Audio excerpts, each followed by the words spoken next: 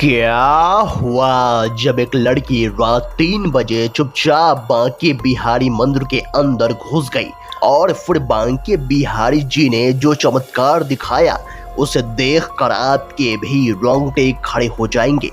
आखिर रात के 3 बजे वह लड़की बांके बिहारी मंदिर क्यों गई, क्या हुआ उस लड़की के साथ उस मंदिर में, जानने के लिए इस वीडियो को बिल्कुल अंत तक देखेगा। वीडियो शुरू करने से पहले एक बार कमेंट बॉक्स में जय श्री बांके बिहारी लाल, श्री कुंज बिहारी, श्री हरदास, राधे कृष्ण जरूर लिखिएगा। साथ ही अगर आप हमारे चैनल भक्ति इनसाइड पर नए हैं तो चैनल को सब्सक्राइब कर लीजिए और बेल आइकन क्लिक कर लीजिए। तो आइए अब इस वीडियो की शुरुआत कर लेते हैं। दोस्तों, मान्यता है कि बांके बिहारी जी की मूर्ति को किसी ने बनाया नहीं है, यह प्रतिमा अपने आप उत्पन्न हुई है। कहते हैं कि श्री हरिदास जी के अनन्य भक्ति से प्रसन्न होकर बांके बिहारी जी वृंदावन प्रकट हुए थे। बांके बिहारी मंदिर में भगवान की काले रंग की प्रतिमा है जो कि हरिदास जी ने खोजी थी।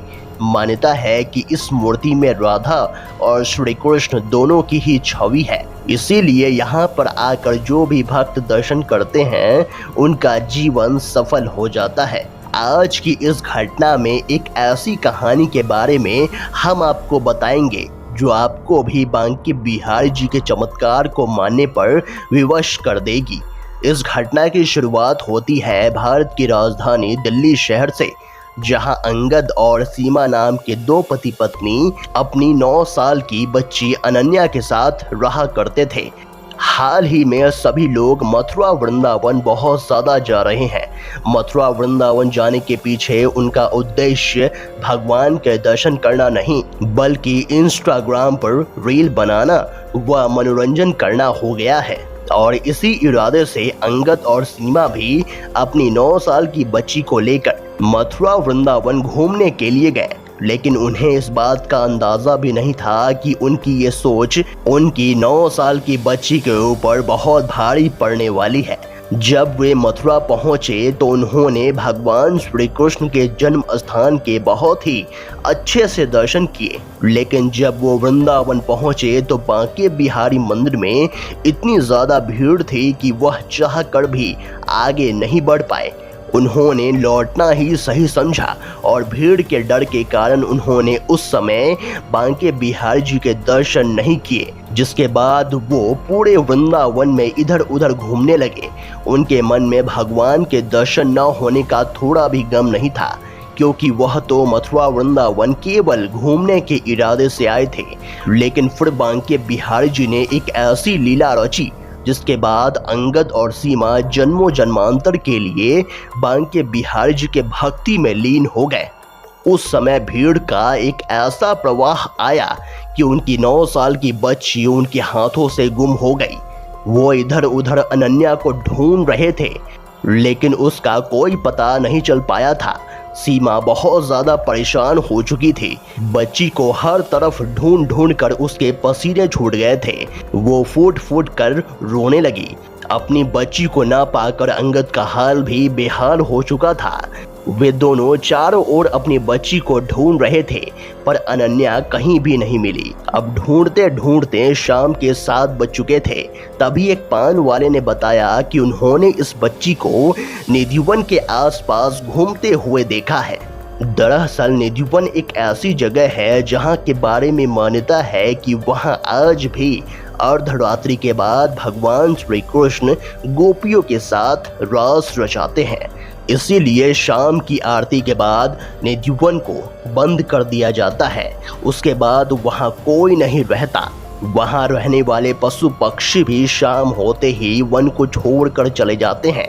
ऐसा भी माना जाता है कि अगर कोई भी व्यक्ति रात को रुककर भगवान श्री कृष्ण के रास लीला को देखने की कोशिश करता है तो वो पागल हो जाता है या फिर उसकी जान चली जाती है।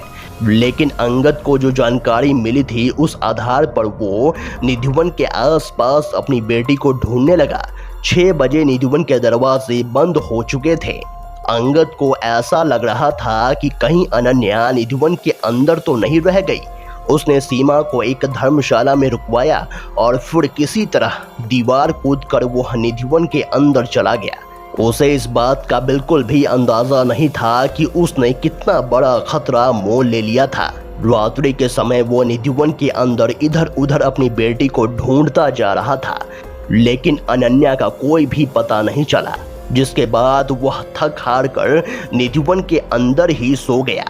लेकिन जब रात के 2 बजे उसने जो दृश्य देखा, उसे देखकर तो उसके होश उड़ गए। अचानक से अंगद के कानों में घुंघरू की बहुत तेज आवाज आने लगी। जब उसने एक वृक्ष के पीछे से झांक कर देखा तो भगवान श्री कृष्ण गोपियों के साथ रासलीला रचा रहे थे। लेकिन ये नजारा देखना किसी भी सामान्य मनुष्य के बस की बात नहीं है। अंगद के पसीने छूटने लगे, उसके हाथ पांव कांपने लगे और वह वहीं पर बेहोश होकर गिर गया। जब अगले दिन उसे होश आया तो वह सोचने समझने की क्षमता खो चुका था। थोड़ी देर बाद उसकी याददाश्त पुनः वापस लौटी तो वह जोर जोर से अपनी बेटी और अपनी पत्नी का नाम लेने लगा।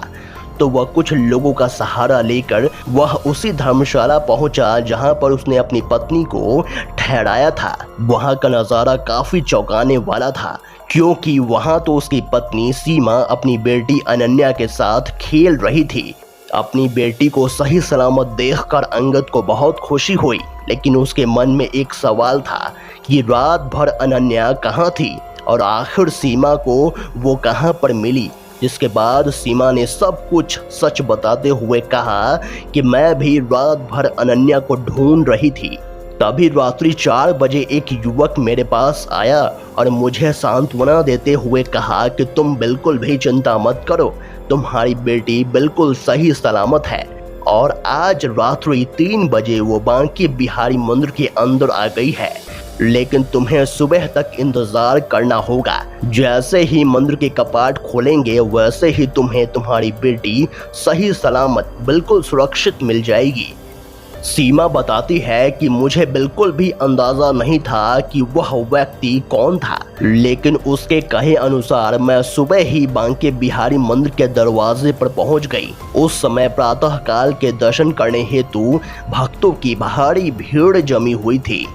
तकरीबन 2.5 घंटे के पश्चात भगवान ने मुझे दर्शन दिए और वहीं पर मेरी बेटी ने मेरा हाथ पकड़ लिया। इस पूरी घटना को देखने और जानने के पश्चात अंगद और सीमा को अपनी गलती का एहसास हो गया। वह समझ चुके थे कि इंसान बहुत ज्यादा मतलबी हो चुका है। वो भगवान के मंदिर के अंदर भी तभी जाता है जब उस मंदिर के अंदर उसका कोई स्वार्थ छुपा हो। और आज किसी भी तरह बांके बिहारी जी ने सीमा को अपने मंदिर के अंदर बुला ही लिया था। इस चमत्कारिक घटना के बाद अंगद अपनी पत्नी और बेटी के साथ बांके बिहारी जी के मंदिर गए और बांके बिहारी जी के बहुत ही अच्छे से दर्शन कर उनका आशीर्वाद लिया। दोस्तों, आप इस चमत्कारिक घटना के बारे में क्या कहेंगे, हमें कमेंट बॉक्स में ज़रूर बताइएगा। अगर आपको ये वीडियो पसंद आया तो वीडियो को लाइक करें, कमेंट करें और इस वीडियो को ज़्यादा से ज़्यादा शेयर करें। तो आज के लिए बस इतना ही। अगले वीडियो में फिर से मुलाकात होगी, तब तक के लिए अपना ख्याल रखें। धन्यवाद।